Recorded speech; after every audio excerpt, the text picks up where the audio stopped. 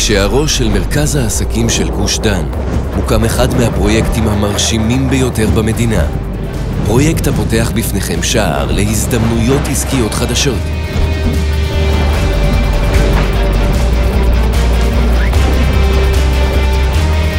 ברוכים הבאים ל-BBC, מרכז העסקים החדש של ישראל.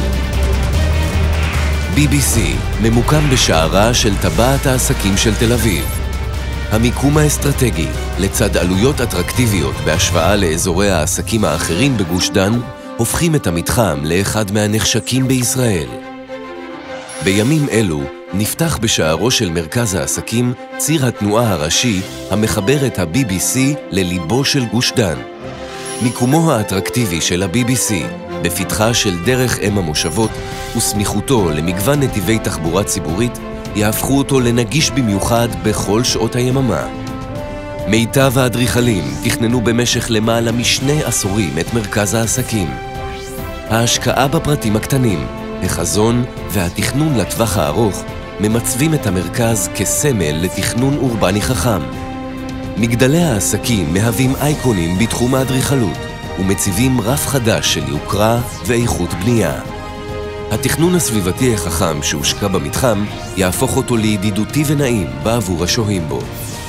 מנהלת בלעדית למרכז העסקים שתפעל במקום תדאג באופן שוטף לניקיון המתחם ולהסדרי התנועה והחנייה ותיתן מענה לצרכי בעלי העסקים באזור.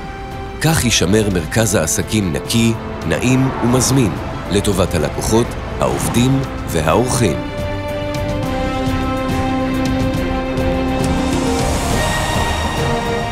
אנשי העסקים, עובדי ואורחי BBC ייהנו ממגוון רחב של חנויות, בתי קפה, מסעדות ופינות ישיבה ירוקות במרחב הציבורי. BBC, מרכז העסקים החדש של ישראל, פרויקט המציב סטנדרטים חדשים של יוקרה בעולם העסקים.